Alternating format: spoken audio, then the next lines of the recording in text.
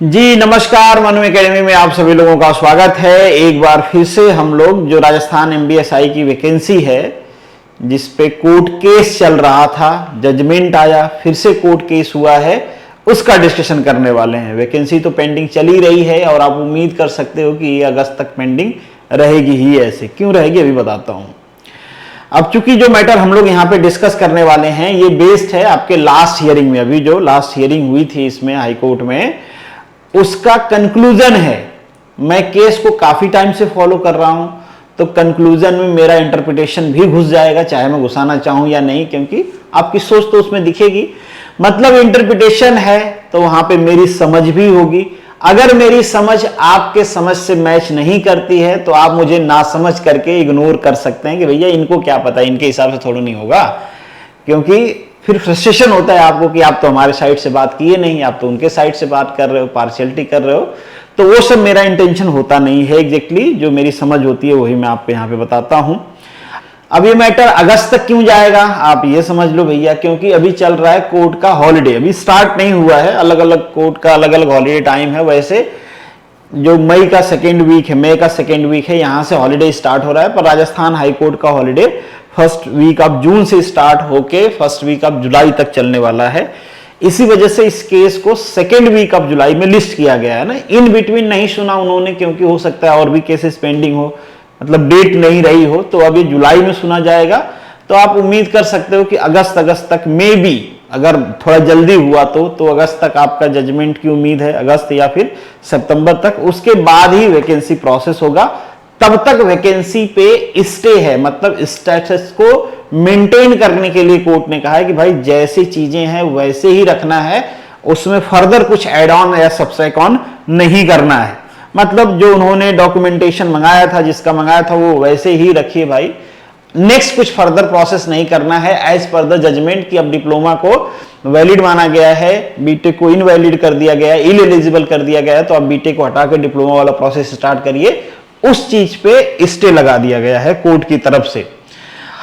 अब हम इसमें समझेंगे कि बेसिकली जो अपीलेंट हैं उनका क्या आर्गुमेंट था, जो डिप्लोमा जो रिस्पॉन्ड कर रहे हैं उनका क्या आर्गुमेंट था। लास्ट में कुछ कंक्लूजन भी समझेंगे कि केस में आगे हो क्या सकता है। और सबसे लास्ट में एक जबरदस्त चीज, मैं आपको एक आयरनी दिखाऊंगा अपने सिस्टम की कि किस तरीके से चलता है हमारा सिस्टम।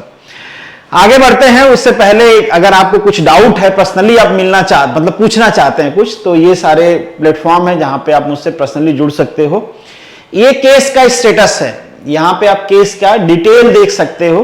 ये केस बेसिकली, और इनका नाम आप इससे पहले वाली जो केस है उसमें भी देख पाओगे, आप अभी भी देख पाओगे। नाम का हिंट मैं इसलिए दे रहा हूं क्योंकि लास्ट में जब कंक्लूजन बताऊंगा कि हो क्या सकता है, क्या क्या पॉसिबिलिटी है, और उसमें नाम का यहां पे होना कितना इंपॉर्टेंट है पर्सनली उस कैंडिडेट के लिए जिसका है या जिन जिन लोगों का केस चल रहा है। सबसे पहले समझते हैं, जब आप कोर्ट में जाते हो तो कोर्ट कहती भैया हम आपके मैटर को सुने ही क्यों, आपके मैटर में मेरिट क्या है। किसी भी अपील को डिसाइड करने का ये फर्स्ट फेज होता है। अगर आपके अपील में मेरिट नहीं होता है तो केस, मतलब आपकी जो केस है, अपील है, वो कोर्ट तुरंत रिजेक्ट कर देती है, कहती है आपका केस सुनने के लायक नहीं है। तो मेरिट बताते टाइम जो अपीलेंट है, अपीलेंट यहां पे कौन है, बीटेक वाले हैं। बीटेक वालों ने केस किया है, मतलब चैलेंज किया है मैटर को, जो सिंगल बेंच का जजमेंट था उसको। तो बीटेक के जो लॉयर हैं उन्होंने क्या क्या आर्गुमेंट दिए हैं वो डिस्कस करते हैं। फिर डिप्लोमा के साइड जो रख रहे हैं, या फिर आप कह सकते हो सरकार का साइड जो रख रहे हैं, हाँ आयरनी यहीं पे है, मैं आपको लास्ट में दिखाऊंगा। तो जो डिप्लोमा का साइड रख रहे हैं इन शॉर्ट, उन्होंने क्या कहा इस आर्गुमेंट पे वो समझेंगे, फिर कोर्ट ने क्या कहा वो भी समझेंगे। सबसे पहले है कि इन्होंने कहा कि जो इक्विवेलेंसी ड्रॉ की गई है, एक होता है ना कि कोई जिसको आप सपोर्ट कर रहे हो उसी ने कुछ गड़बड़ काम कर दिया है और आपको उसको संभालना भी है और रिजेक्ट भी करना है। तो यहां पे वही हुआ है। जैसे मैं पहले भी कह रहा था, यार बीटेक और डिप्लोमा किसी भी तरीके से इक्विवेलेंट तो है नहीं, आप जबरदस्ती से इक्विवेलेंट कर दो तो अलग बात है, जिसको जज ने हायर एजुकेशन माना भी था, सिंगल जज ने। तो इन्होंने कहा कि भाई ये जो रिक्रूटमेंट बॉडी है जिसने बीटेक को इक्विवेलेंट बताया था डिप्लोमा के लिए, ये तो इसकी कॉम्पिटेंसी ही नहीं है, ये इनके जुरिडिक्शन में नहीं आता। ये कौन होते हैं बताने वाले कि बीटेक और डिप्लोमा इक्विवेलेंट है? तो इक्विवेलेंट वाली बात नहीं है। जो मैंने इससे पहले वाले में भी कहा था कि ये केस ही खराब जगह पे लड़ा गया कि बीटेक और डिप्लोमा इक्विवेलेंट है। पर इन्होंने भाई, चूंकि इन्हीं के साइड के आदमी ने वो गंद फैलाई है तो इनको ढकना था वकील साहब को अपने आर्गुमेंट से। तो इन्होंने कहा देखो, कंपिटेंट अथॉरिटी रिक्रूटमेंट बॉडी नहीं है कि ये इक्विवेलेंसी ड्रॉ करे, पर इन्होंने इक्विवेलेंसी नहीं ड्रॉ किया है। अपना जो लेटर इन्होंने निकाला था नोटिफिकेशन के बाद, मैं अगर करेक्टली रिमेंबर कर पा रहा हूं तो 15 दिसंबर को इन्होंने लेटर निकाला था अपना, 15 दिसंबर 2021, और एडवर्टीजमेंट आया था आपका 24 नवंबर 2021। मतलब एडवर्टीजमेंट के बाद एक नोटिफिकेशन निकाल के बोला गया कि बीटेक एलिजिबल है, स्पेशली नोटिफिकेशन निकाल के। तो वकील साहब ने कहा कि वो इक्विवेलेंसी ड्रॉ करने के लिए नहीं था, वो बेसिकली इससे पहले ट्रांसपोर्ट डिपार्टमेंट का एक लेटर है। कब का लेटर है? 2015 का, जिसमें ज्वाइंट सेक्रेटरी ने नोटिफिकेशन निकाला है और वहां पे स्पेशली मेंशन किया गया है कि इंस्पेक्टर की पोस्ट के लिए हायर क्वालिफिकेशन, दैट्स मीन कि बीटेक एलिजिबल होगा सेम स्ट्रीम का, मतलब मैकेनिकल और ऑटोमोबाइल का बीटेक एलिजिबल होगा, क्योंकि जो मिनिमम क्राइटेरिया है इसकी वो डिप्लोमा है। तो हायर एजुकेशन के लिए लेटर 2015 में निकाला गया था।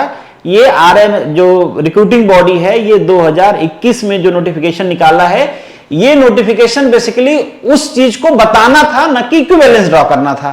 तो यहां पे उन मैटर को इन्होंने खारिज करने की कोशिश की एक तरह से, कहा कि वो इक्विवेलेंसी वाला नहीं था, वो तो बता रहे थे ना कि 2015 में ऐसा था तो इस वजह से बीटेक एलिजिबल है। तो एक तो आर्गुमेंट इनका ये रहा। दूसरा जो सेकेंड आर्गुमेंट है, ये मुझे लीगली थोड़ा ज्यादा इंपॉर्टेंस दिखता है, इसका भी इंपॉर्टेंस है अपने आप में, पर ये मुझे मेरे इंटरप्रिटेशन के हिसाब से ये ज्यादा इंपॉर्टेंट दिखता है। इसमें कहा गया है कि जो टोटल 7 पिटीशन थी बीटेक के अगेंस्ट में, उसमें से 6 की 6, मतलब 6 पिटीशन, एक पिटीशन को छोड़ दिया जाए तो 6 जो पिटीशन है वो रिजल्ट डिक्लेयर्ड होने के बाद फाइल की गई हैं। और अगर कहीं पे किसी एडवर्टीजमेंट आ चुका है, प्रोसेस में लोग पार्टिसिपेट कर चुके हैं, तो जिन लोगों ने पूरे प्रोसेस में पार्टिसिपेट किया है, फिर मेरिट ला के सिलेक्शन लिया है, रिजल्ट आने के बाद आप उसके एलिजिबिलिटी को चैलेंज नहीं कर सकते जब तक कि कोई फंडामेंटल डिफरेंस नहीं हो, कुछ ऐसा ना कर दिया गया हो कि ऐसे आदमी को एलिजिबल कर दिया गया हो जो बाय रूल नहीं हो। तो आप उसके बेसिकली एक तरह से उसके क्राइटेरिया को कैसे चैलेंज कर सकते हो, उसके एलिजिबिलिटी को कैसे चैलेंज कर सकते हो आप, वो भी रिजल्ट आने के बाद। और जो मैंने पहले भी कहा था कि बीटेक इसमें क्या ही गलती है, अगर गलती है भी तो, अगर बीटेक एलिजिबल नहीं भी है तो बीटेक की क्या गलती है? सरकार ने उसको एलिजिबल किया, उन्होंने तो अपना टाइम खराब किया भाई, तैयारी करके सिलेक्शन लेने के बाद आप कह रहे हो कि आप क्राइटेरिया को फुलफिल नहीं करते हो। तो बेसिकली ये उस चीज को, उस आर्गुमेंट को सपोर्ट करता हुआ आर्गुमेंट है कि ये जो इनके एलिजिबिलिटी को चैलेंज किया गया है, ये रिजल्ट के बाद चैलेंज किया गया है। अगर करना ही था तो रिजल्ट के पहले करना था, या प्रोसेस स्टार्ट होने से पहले करना था। अब बाद में भाई चैलेंज करो, जो सिलेक्शन ले लिया आप कह दो कि आप तो एलिजिबल नहीं हो, आप कैसे सिलेक्शन ले लिए? ठीक है, तो एक मेरे हिसाब से ये ज्यादा इंपॉर्टेंट पॉइंट है। लास्ट के जजमेंट में इस पॉइंट को जरूर कंसीडर किया जाएगा, अगर कंपनसेशन पे बात आती है तब, कि भाई इन बच्चों को भी कहीं पे कंपनसेट किया जाए अगर ये इनएलिजिबल मान लिए जाते हैं, उस केस में, वर्स्ट केस में बता रहा हूं। नेक्स्ट इन्होंने कहा कि जज साहब ने खुद ही एक कमेटी बनाया था। जज साहब, हालांकि कमेटी का नाम जजमेंट में मेंशन नहीं है, पर चूंकि मैं फॉलो कर रहा हूं तो वो जो वर्ड का सेंस निकल रहा है कि स्टेट गवर्नमेंट से कहा गया था कि आप इक्विवेलेंसी ड्रॉ करिए, तो स्टेट गवर्नमेंट से कहा गया था, पर वो डिपार्टमेंट ऑफ पर्सनल और ट्रांसपोर्ट डिपार्टमेंट की एक मिक्स कमेटी बनाई गई थी ना, तो इन शॉर्ट उन्होंने ही इक्विवेलेंसी ड्रॉ किया था। उनको ही बताना था कि बीटेक एलिजिबल है कि नहीं है, और उन्होंने बताया था कि बीटेक को एलिजिबल करना चाहिए। तो इनका आर्गुमेंट ये है कि कमेटी बनाई गई, कमेटी ने बीटेक के फेवर में आर्गुमेंट दिया या रिपोर्ट दिया, बट जब डिसीजन लिया जा रहा था, जब जज साहब जजमेंट दिए या डिसाइड किए जजमेंट को, उस टाइम पे जो कमेटी की रिपोर्ट है उसको एकदम अलग नहीं रखा जा सकता है, उसको कंसीडर किया जाना चाहिए था। तो ये बेसिकली उनका आर्गुमेंट था। इस आर्गुमेंट के बेसिस उन्होंने कहा कि जो सिंगल बेंच का जजमेंट है वो ठीक नहीं है, बीटेक को एलिजिबल किया जाना चाहिए, आप उसको बाहर नहीं रख सकते हो। उनके सपोर्ट में, बीटेक के सपोर्ट में ये आर्गुमेंट था। ये भी ठीक है, ये बात भी ठीक है, जिसको नोट भी किया कोर्ट ने इस पे भी कहा। इस वाले मैटर पे कोर्ट ने कुछ नहीं कहा, साइलेंट रही, इस वाले मैटर पे कोर्ट ने कहा है, क्या कहा है वो आगे हम डिस्कस करेंगे। पर मुझे लगता है कि जिस मैटर पे कोर्ट ने नहीं कहा है वो जरूर लास्ट में फोर्स होगा, ठीक है, उस पे आर्गुमेंट होंगे और वो एक तरह से आप कह सकते हो कि एक इंपॉर्टेंट पॉइंट होगा मेरे हिसाब से, भाई मैं गलत भी हो सकता हूं। फिर जब आप कुछ कहते हो तो उसका एक वो भी देते हो। ये कहते हैं ना भाई कि केस वो जीतता है जिसके पास स्ट्रांग आर्गुमेंट हो। स्ट्रांग आर्गुमेंट कैसे बनता है? Argument supported by the law, ऐसा नहीं कि रैंडम आर्गुमेंट, कुछ भी argument supported by the law, ठीक है। तो अपने आर्गुमेंट को सपोर्ट करते हुए यहां पे कुछ जो कोर्ट केस हैं जिसमें पहले से जजमेंट आए हुए हैं, जो अपलिट हैं बेसिकली बीटेक वालों के जो वकील साहब हैं, उन्होंने कोट किया हुआ है। इसमें इस जजमेंट को मैंने पहले डिस्कस भी किया हुआ है, जो पुनीत शर्मा वाला जजमेंट है, जिसमें सुप्रीम कोर्ट ने एक हार्ड वर्ड में कहा था कि भैया हायर क्वालिफिकेशन अर्न करना कोई डिमेरिट नहीं है। कोई आदमी हायर क्वालिफिकेशन लेके आए और आप उसको कहो कि चूंकि आपने ज्यादा पढ़ लिया इस वजह से हम आपको सिलेक्शन में नहीं रखेंगे, ये गलत बात है, सुप्रीम कोर्ट ने कहा था। हालांकि इसका काउंटर करते हुए जो रिस्पोंडेंट साहब है उन्होंने भी कुछ कोर्ट का रेफरेंस दिया है और कुछ आर्गुमेंट भी दिए, वो भी समझ लेते हैं। पहला आर्गुमेंट ये है कि इनका कहना है कि भाई जब ये प्रोसेस स्टार्ट किया गया, जब ये रिक्रूटमेंट का प्रोसेस स्टार्ट हुआ, उस टाइम पे स्टेट गवर्नमेंट और सेंट्रल गवर्नमेंट दोनों का कुछ ऐसा रूल था नहीं इक्विवेलेंसी ड्रॉ करने का। तो आप अपने मर्जी से कैसे इक्विवेलेंसी ड्रॉ कर रहे हो? मतलब उस टाइम तक नहीं था। इनका कहना है कि स्टेट गवर्नमेंट का कोई ऐसा रूल था नहीं इक्विवेलेंसी ड्रॉ करने का जब ये प्रोसेस स्टार्ट हुआ था। तो अगर आपको बीटेक को एलिजिबल करना ही है तो अगले प्रोसेस मतलब अगले वैकेंसी में कर लेना, इसमें क्यों? इसमें तो ऐसा कुछ बीटेक का है ही नहीं बीटेक के बारे में, तो इसमें उनको एलिजिबल नहीं किया जाना चाहिए था। दूसरा आर्गुमेंट है इनका, इन्होंने कहा कि जो एलिजिबिलिटी है ना, जो एलिजिबिलिटी डिफाइन की जानी चाहिए किसी भी कैंडिडेट की किसी भी पोस्ट के लिए, वो उस पोस्ट के ड्यूटी और फंक्शन के बेसिस पे होना चाहिए, न कि हायर क्वालिफिकेशन के बेसिस पे। जैसे उस वकील साहब ने कहा था ना, वो रेफरेंस दिया था कि हायर क्वालिफिकेशन डिमेरिट नहीं है, जो मैंने आपसे कहा, उस रेफरेंस में इन्होंने कहा कि भाई एलिजिबिलिटी ऐसे डिफाइन मत करो कि आप ज्यादा पढ़े हो तो आप ज्यादा एलिजिबल है। एलिजिबिलिटी इस बेसिस पे डिफाइन करो कि जो पोस्ट है उस पोस्ट का फंक्शन और ड्यूटी क्या है और कौन कर सकता है। इस चीज को, इस आर्गुमेंट को मेरे हिसाब से मैं एक वीक आर्गुमेंट मानता हूं। अब वकील साहब ने दिया है तो कुछ सोच समझ के ही दिया होगा, पर मेरे हिसाब से ये एक वीक आर्गुमेंट है, मतलब स्टैंड नहीं करता है। ये कैसे प्रूव करेंगे कि डिप्लोमा वाले वो काम कर सकते हैं जो बीटेक वाले नहीं कर सकते? किसी तरीके से लॉजिकली ये प्रूव नहीं हो सकता। सेम स्ट्रीम है मैकेनिकल हायर और सेम स्ट्रीम है ऑटोमोबाइल हायर, तो कैसे कहोगे कि ऑटोमोबाइल डिप्लोमा ये काम कर देगा, बीटेक वाला वही काम नहीं कर पाएगा? चाहे सब्जेक्ट के डिफरेंस में भी नहीं प्रूव कर पाओगे कि डिप्लोमा वालों ने ये सब्जेक्ट्स पढ़ा है या ये टेक्निकल नॉलेज लिया है जो कि बीटेक वालों ने नहीं लिया है। तो मुझे लगता है कि ये एक वीक आर्गुमेंट है। अब वकील साहब ने किस सेंस में दिया है या फिर क्या सोच के दिया है वो तो वकील साहब को पता होगा। सेकेंड, इन्होंने कहा कि जिस लेटर का आप रेफरेंस दे रहे हो 2015 वाला, एग्जैक्टली ये जो ट्रांसपोर्ट डिपार्टमेंट है जो 2015 में लेटर निकाला या नोटिफिकेशन निकाला है या सर्कुलर निकाला है, ये कंपिटेंट अथॉरिटी ही नहीं है। ये एलिजिबिलिटी डिफाइन करने के कंपिटेंट अथॉरिटी नहीं है। एलिजिबिलिटी डिफाइन करने का काम डिपार्टमेंट ऑफ पर्सनल का है। अब मैटर फंस रहा है। एलिजिबिलिटी डिफाइन करने का काम डिपार्टमेंट ऑफ पर्सनल का है। डिपार्टमेंट पर्सनल ने एलिजिबिलिटी डिफाइन करके क्या बताया कोर्ट को? जब कमेटी बनी थी तो कहा था बीटेक को एलिजिबल करना चाहिए, जिसका कॉग्निजेंस कोर्ट ने भी लिया है कि कोर्ट जो जज साहब ने अपना कमेटी बनाया था उसको कंसीडर नहीं किया। तो ये अभी तो बाद में जब आर्गुमेंट होंगे तो ये उसमें वो सारी चीजें आएंगी। अब क्या आता है वो तो लास्ट में देखने वाली बात है। पर यहां पे जो वकील साहब हैं, जो एक तरह से आप कह सकते हो डिफेंड कर रहे थे ऑर्डर को या जजमेंट को डिफेंड कर रहे थे, नॉट ऑर्डर, सिंगल बेंच के, उन्होंने कहा कि ट्रांसपोर्ट डिपार्टमेंट कोई कंपिटेंट अथॉरिटी नहीं है, उनका काम नहीं है एलिजिबिलिटी डिफाइन करना। एलिजिबिलिटी डिफाइन करना डिपार्टमेंट ऑफ पर्सनल का काम है। इतना ही कहा है उन्होंने, और कुछ नहीं कहा है भाई इसके बारे में। वो तो मैं कह रहा हूं कि डिपार्टमेंट पर्सनल करता है, तो डिपार्टमेंट पर्सनल ऑलरेडी डिफाइन करके बता चुका है कि कौन एलिजिबल होगा कौन नहीं होगा। तो मे भी आर्गुमेंट हो तो जो अपलिट के हैं वो वकील साहब कहें कि भाई आप खुद ही कह रहे हो कि डिपार्टमेंट ऑफ पर्सनल करता है, तो डिपार्टमेंट पर्सनल ने पहले ही कर दिया है। पर इनका फिर से आर्गुमेंट यहां वाला आ जाता है कि अगर आपको करना ही है एलिजिबल तो आप लास्ट वैकेंसी में करना, क्योंकि इक्विवेलेंसी आपने पहले ड्रॉ नहीं किया है। तो ये सारे आर्गुमेंट्स होंगे पहले, ठीक है।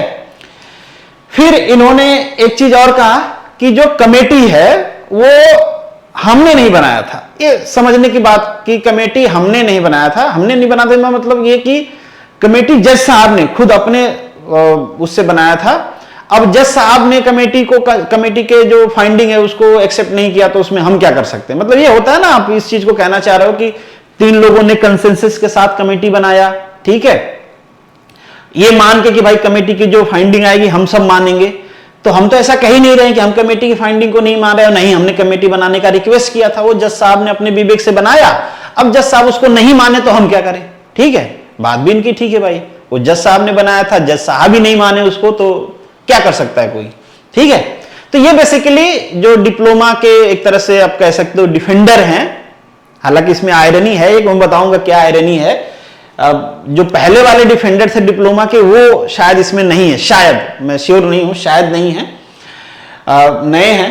तो ये बेसिकली डिप्लोमा के डिफेंडर हैं, जो कि उनका जो आर्गुमेंट है और उस आर्गुमेंट का जो सपोर्ट है वो उन्होंने ये दिया है, जिसमें जो ये केस है बेसिकली जो हिमाचल प्रदेश वाला लेटेस्ट केस सुप्रीम कोर्ट का है, जिसमें कहा गया कि बीटेक को एलिजिबल करना चाहिए।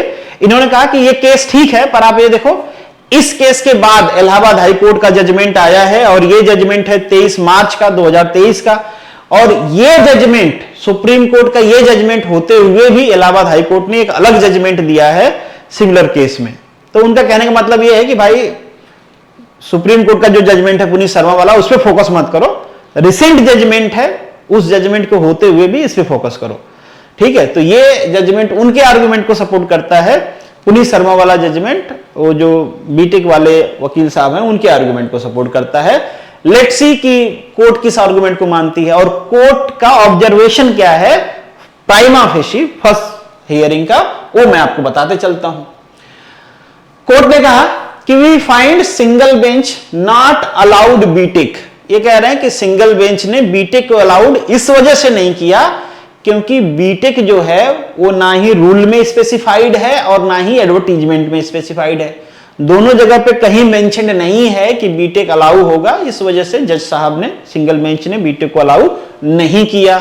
फिर उसके साथ ही कहते हैं मोर एवर कह रहे हैं कि भैया जज साहब ने खुद ही कमेटी बनाई कि इक्विवेलेंसी ड्रॉ करो, पर जब वो इस मैटर को डिस्कस कर रहे थे तब जो ये फाइंडिंग थी कमेटी का जो रिपोर्ट था उसको कंसीडर नहीं किया गया। तो इन्होंने ये भी कहा, मतलब ध्यान में रखा उन्होंने कि भाई वो करना चाहिए था। एट शॉर्ट, अगर किसी चीज के मेरिट को आप कंसीडर कर रहे हो, उसमें वो पॉइंट मेंशन कर रहे हो जो आर्गुमेंट वाले थे, इसका मतलब कोर्ट उसको एडमिशन दे रहा है कि ये बात ठीक है आपकी, ठीक है। दूसरी बात इन्होंने कहा, ये बात बिल्कुल ठीक लग रही है कि जो इक्विवेलेंसी ड्रॉ करने वाला मैटर है उसके लिए जो रिक्रूटिंग बॉडी है वो कॉम्पिटेंट अथॉरिटी नहीं है और ना ही उन्होंने ड्रॉ किया है। ये बात अब की हम मानते हैं कि ये वो जो लेटर था ट्रांसपोर्ट डिपार्टमेंट का, ये उस लेटर का एक तरह से आप कह सकते हो सर्कुलर, मतलब नोटिफिकेशन है कि वो लेटर में पहले से हायर क्वालिफिकेशन एलिजिबल है, इस वजह से यहां पे हम एलिजिबल कर रहे हैं। तो इस बात को भी कोर्ट ने मतलब एडमिसिबल माना है कि ये बात भी आपकी ठीक है। अब जो आप कह सकते हो डिप्लोमा वाले वकील साहब थे, उनका जो कहना था कि ट्रांसपोर्ट डिपार्टमेंट तो है ही नहीं, उसको तो खारिज ही कर दिया था उन्होंने कि ट्रांसपोर्ट डिपार्टमेंट तो कॉम्पिटेंट अथॉरिटी है ही नहीं नोटिफिकेशन निकालने वाली। तो वो बात अब देखने की है कि ट्रांसपोर्ट डिपार्टमेंट है या नहीं है। अगर ट्रांसपोर्ट डिपार्टमेंट नहीं है, डिपार्टमेंट ऑफ पर्सनल है, तो डिपार्टमेंट ऑफ पर्सनल ने कमेटी में दिया है, उसको माने कि नहीं माने, वहां पे वो आर्गुमेंट आ सकता है कि डिपार्टमेंट ऑफ पर्सनल ने पहले से नहीं दिया, एडवर्टीजमेंट के पहले से नहीं दिया है, ये फाइंडिंग एडवर्टीजमेंट के बाद दिया है, तो माने या ना माने, ये सारे आर्गुमेंट आ सकते हैं बाद में। अब यहां पे इन सभी चीज को देखते हुए कोर्ट ने कहा कि भाई हमको सबके इंटरेस्ट को प्रोटेक्ट करना है, सबके इन द सेंस की जो ठीक है एटलीस्ट उसके इंटरेस्ट को तो प्रोटेक्ट करना ही करना है। इस वजह से इस केस को कोर्ट सुनेगी और इसको लिस्ट किया गया है 2nd वीक ऑफ जुलाई में। जैसे कि मैंने स्टार्टिंग में कहा, अब 2nd वीक ऑफ जुलाई के बाद इसकी मतलब 2nd वीक में जब भी लग जाए उस टाइम पे हियरिंग होगी। हियरिंग के बाद मुझे लगता है जल्दी ही इसका जजमेंट आ जाएगा। तो एक आध महीने या 1.5 महीने का टाइम या मैक्स टू मैक्स 2 मंथ का टाइम आप मान सकते हो, इतना टाइम लगेगा इसके जजमेंट में। अब आते हैं कंक्लूजन पे कि भाई एग्जैक्टली कंक्लूजन क्या हो सकता है। अब आते हैं कंक्लूजन पे कि क्या कंक्लूजन है। तो जैसे मैंने शुरू में कहा कि केस भाई आर्गुमेंट जिताता है, और स्पेशली वो आर्गुमेंट जिताता है जो कि लॉ पे बेस्ड हो। रिसेंटली एक केस का मैं आपको एग्जांपल देता हूं।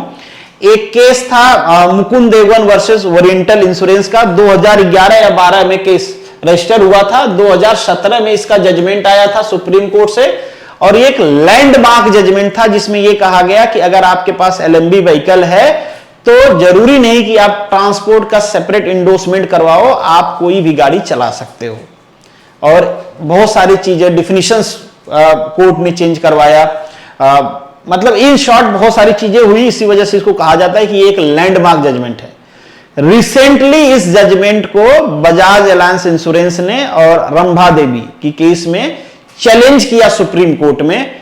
और वकील साहब को मैं मतलब वो कहूंगा तगड़ा रिसर्च था उनका। मैं वो इसीलिए कह रहा हूं कि आर्गुमेंट कितना इंपॉर्टेंट होता है कि एक लैंडमार्क जजमेंट 3 जजेस की बेंच ने दिया था, ये लैंडमार्क जजमेंट, और इसको एक इंश्योरेंस कंपनी के वकील मतलब इंश्योरेंस कंपनी ने चैलेंज किया, बजाज एलायंस ने।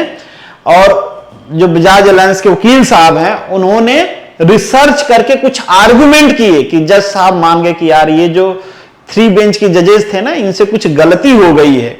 मतलब ऐसे तो नहीं कहते जज की गलती हो गई है, वो खराब डिसीजन था, पर उनके पास इम्यूनिटी होती है। उस टाइम पे वो ये कह देते हैं कि ये वाला जो मैटर आप बता रहे हो ना, ये कोर्ट को नहीं बताया गया था, इस वजह से कोर्ट ने इसका कॉग्निजेंस नहीं ले पाए। अब जजेस के पास ये इम्यूनिटी होती है कि भाई आपको ही बताना पड़ता है कि ये केस है, ये मैटर है, ये रूल लगेगा, ये सेक्शन लगेगा, ये लॉ लगेगा, ये सब वकील को बताना पड़ता है। ये जज के ऊपर डिपेंड करता है कि वो केस को कितना स्टडी करके आते हैं। आप उनके कंपिटेंसी पे सवाल उठा सकते हो कि अगर जज साहब ज्यादा केस स्टडी करके आते तो खुद आर्ग्यूमेंट कर लेते वकील के बिहाफ में और केस जीतवा देते। पर जज साहब के पास टाइम की थोड़ा कमी होती है तो उनके थोड़ा इम्यूनिटी रहती है, वो ये कह के बच जाते हैं कि भैया हमको तो पहले बताया नहीं आप ये सब मैटर। तो यहां पे इन्होंने काउंटर किया है कि जज साहब ये जो लैंडमार्क जजमेंट है ना Mukul Dogon versus oriental insurance के बीच में, जिसमें आपने एलएमबी को अलाउ किया है, ये आपके मोटर व्हीकल एक्ट का जो सेक्शन 4(2) है उसको वायलेट करता है, सेक्शन 7 को वायलेट करता है, सेक्शन 14 को वायलेट करता है। तो जज साहब या तो आप ये सेक्शन बदलवा दो या तो कोर्ट का जो जजमेंट है वो बदलवा दो। अब जज साहब सेक्शन तो बदलवा देंगे अगर बदलवाना हुआ तो, पर ये बात रहती है कि भाई जिस टाइम पे केस रजिस्टर हुआ है उस टाइम पे जो लॉ है उसी लॉ के अंदर में उसमें जजमेंट होता है। तो अल्टीमेटली जज साहब को इस केस में मेरिट दिखी और उन्होंने कहा कि हम इसको हायर बेंच को ट्रांसफर करते हैं। मतलब अगर 3 बेंच का जजमेंट है, अगर उसको पलटना है तो उससे ज्यादा बेंच की वो आना चाहिए, बेंच आनी चाहिए, ज्यादा जजेस की आनी चाहिए। तो उन्होंने रेफर कर दिया, आप 5 बेंच की इस पे 5 जजेस की बेंच बनेगी, वो जाके इसका जजमेंट मतलब इसको देखेगी कि कितना इस केस में मेरिट है। मेरे कहने का पर्पज बस ये है कि अगर आपके पास सटीक आर्गुमेंट और रिसर्च है तो केस को बिल्कुल पलटा जा सकता है, एकदम 180 किया जा सकता है। और वो रिसर्च और वो आर्गुमेंट अगर लॉ बेस्ड है, मतलब लॉ उसको सपोर्ट करता है, तब तो 100% जजमेंट भी वैसा आता है। पहले से ही पता होता है कि भाई इस केस का जो अपोजिट का आर्गुमेंट है वो बहुत वीक है और जजमेंट इसी फेवर में आने वाला है। तो अल्टीमेटली देखना होगा कि यहां पे किसका रिसर्च ज्यादा है। मुझे ऐसा लग रहा है, जो पिछली बार मुझे लग रहा था कि बीटेक वालों का आर्गुमेंट है वो भगवान भरोसे छोड़ दिया गया है, इस बार लग रहा है कि उनके वकील साहब ने रिसर्च किया है। और उसका रीजन भी है क्योंकि इस बार प्राइवेट वकील हैं। आयरनी यहीं पे फंसी थी जो मैं आपको दिखाने की कोशिश कर रहा था। तो ये देखो आप, ये है आपका जो ओल्ड जजमेंट है इससे पहले, जिसमें डिप्लोमा जीत गया था, बीटेक हार गया था, ये वाली वो केस है। और यहां पे जब मैं पढ़ रहा था जजमेंट को, तो जो मैंने लॉयर्स की टीम देखी थी वो दिखाता हूं आपको। यहां पे लॉयर्स की आपको टीम, ये तो वो भाई साहब हैं जिन्होंने केस किया हुआ है। इनका नाम इंपॉर्टेंट है भाई, नाम इसलिए इंपॉर्टेंट है कि कोई जीते चाहे हारे, अगर कंपनसेशन पे मैटर आता है कि बीटे को किसी तरीके से कंपनसेट किया जाए तो वो लोग पहले कंपनसेट किए जाते हैं जो लोग केस किए हैं। जो लोग घर में बैठ के देख रहे हैं वो कई बार ऐसे जजमेंट्स में रह जाते हैं बाहर। ऐसा नहीं कि बस जजमेंट आएगा तो जितने बीटेक वाले हैं सबको ले लो। बहुत बार होता है कि अगर मान लो डिप्लोमा केस जीत गया और बीटेक ने कहा कि भाई हमको तो कंपनसेट करो, हमारी क्या गलती है, तो उस केस में बस उन्हीं का कंपनसेशन होता है जो बेसिकली कोर्ट के मतलब मैटर में है, जिन्होंने केस किया हुआ है। तो ये देखिए, ये मैटर है, यहां पे पिटिशनर डिप्लोमा वाले थे, ये पुरानी वाली केस जजमेंट वाली फाइल है। इनके ये लॉयर्स के नाम दिए गए हैं, मिर्जा फैजल साहब लॉयर हैं, मेन लॉयर इनके जो हैं, और ये उनके सपोर्टिंग लॉयर हैं। बीटेक का पक्ष या फिर सरकार का पक्ष, मतलब सरकार का पक्ष मतलब इनडायरेक्ट बीटेक का पक्ष हो गया वो, ठीक है। तो बीटेक का पक्ष कौन रख रहा था, ये लॉयर आपको नजर आ रहे होंगे यहां पे, ये हैं आपके यहां से ये हैं आपके एडवोकेट जनरल साहब जो लीगल एडवाइजर होते हैं स्टेट गवर्नमेंट के, इनका नाम यहां पे नजर आ रहा है। इस टाइम पुराने वाले केस में ये बीटेक को सपोर्ट कर रहे थे, नए वाले केस में ये उस जजमेंट को सपोर्ट कर रहे हैं जो बीटेक के अगेंस्ट में आया हुआ है। क्यों? क्योंकि ये सरकार के लीगल एडवाइजर हैं। कभी सरकार भेज देती है जाओ बीटेक को सपोर्ट करो, कभी सरकार भेज देती जाओ अब डिप्लोमा को सपोर्ट करो, क्योंकि जजमेंट डिप्लोमा के फेवर में है। तो इस वाले केस में आप देखोगे, चूंकि गवर्नमेंट के अगेंस्ट में केस है, ये जजमेंट के अगेंस्ट में है और पार्टी बनाया गया है इसमें ट्रांसपोर्ट डिपार्टमेंट को, तो अब वकील साहब वही अपीयर होंगे। पर पहले वो कह रहे थे कि ये जो क्राइटेरिया है वो ठीक है, अब क्या कहेंगे कि नहीं वो क्राइटेरिया ठीक नहीं है, जजमेंट ठीक है।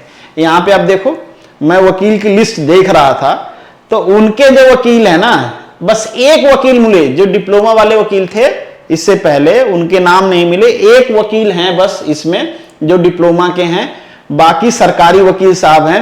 आप देख पाओगे यहां पे रिस्पोंडेंट कौन है, यही एस राघव साहब जो एडवोकेट जनरल हैं, और ये पहले बीटेक के फेवर में आर्ग्यू कर रहे थे, अब किसके फेवर में करेंगे भाई, जजमेंट के फेवर में करेंगे, मतलब डिप्लोमा के फेवर में आर्ग्यूमेंट करेंगे।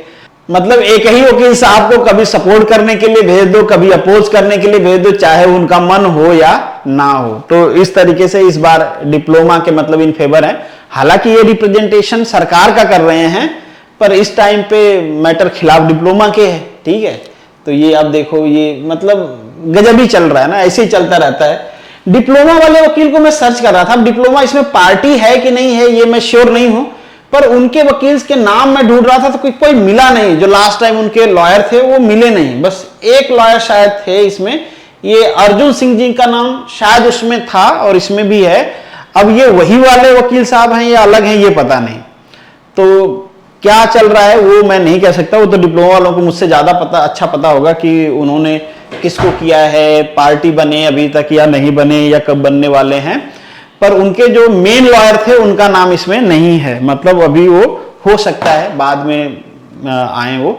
तो ये रहा पूरा मैटर और इस पे मेरा ओपिनियन, कंक्लूजन, सब कुछ हमने डिस्कस कर लिया। स्टिल आपके मन में कोई डाउट है तो आप कमेंट बॉक्स में या पर्सनल मुझे मैसेज कर सकते हो, और आपस में भी आप कमेंट बॉक्स में लड़ाई करोगे तो उसका कोई मतलब नहीं है। आर्ग्यूमेंट बिल्कुल आप करो, पर लड़के कुछ फायदा है नहीं, क्योंकि लड़ाई तो कोर्ट में है। अब नेक्स्ट आर्ग्यूमेंट जब होगा तो पता चलेगा कि भाई कौन लीड कर रहा है, उसी टाइम पता चलेगा, और क्या क्या चीजें चल रही हैं, क्या क्या फाइंडिंग्स आई हैं, और किसको जज साहब मान रहे हैं, ये सारी चीजें बाद में पता चलेंगी।